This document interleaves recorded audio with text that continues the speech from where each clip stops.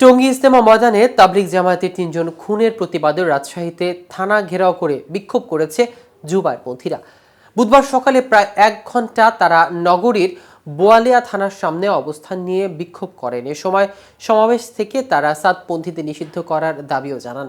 সম্মিলিত ওলামা, মাশায়েখ ও তাবলিগ জামায়াতের সাথী বন্ধু এবং রাজশাহী মেডিকেল কলেজের স্টুডেন্ট ফোরামের ব্যানারে এই কর্মসূচির আয়োজন করা হয়। কর্মসূচি শেষে জুবায়েরপন্থী ৫ জন বাদী হয়ে সাদপন্থী ৪ জনের নামে থানায় একটি জিডি করেন। কিন্তু মূলত কোন অভিযোগ দায়ের করে জিডি করা হয় এবং এ ব্যাপারে কি বলছে রাজশাহী পুলিশ, চলুন এই বিষয়ে বিস্তারিত জেনে নেওয়া যাক আজকের প্রতিবেদনের বাকি অংশে। কেটিভি নিউজ 24 চ্যানেল থেকে আপনাদের সাথে আছি আমি মাহমুদুর রহমান সিয়াম।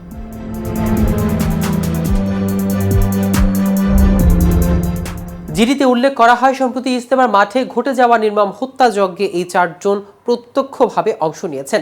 তারা এখন বিভাগীয় মার্কাজ মসজিদ ও মাদ্রাসায় জুবায়েরপন্থীদের প্রবেশ করতে না দেওয়ার ষড়যন্ত্র করছেন।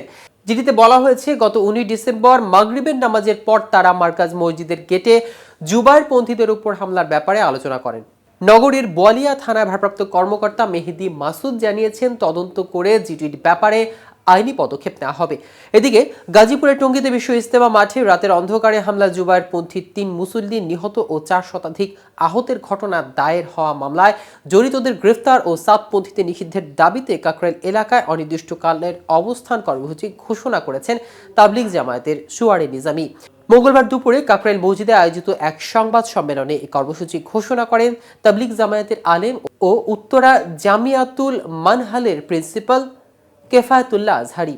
তিনি বলেন, কাকরাইল মার্কাজ ও টঙ্গী ইজতেমার মাঠ সহ তাবলিগের সব কার্যক্রম সুয়ারে নিজামীর অধীনে পরিচালিত হওয়ার নিশ্চিত করতে হবে। এসব দাবি বাস্তবায়নে আগামী বৃহস্পতিবার সকাল থেকে অনির্দিষ্টকালের জন্য কাকরাইল ও তার আশেপাশের এলাকায় অবস্থান কর্মসূচি পালন করা হবে। এই কর্মসূচি শান্তিপূর্ণভাবে আয়োজন করা হবে। তিনি বলেন, ২০১৮ সালের ১ ডিসেম্বর সাদপন্থী একই কায়দায় একতরফা আক্রমণ চালিয়ে প্রায় ৫,০০০-এর মতো তাবলিগ জামায়াতের সাথী ও ছাত্র শিক্ষকদের রক্তাক্ত করেছেন।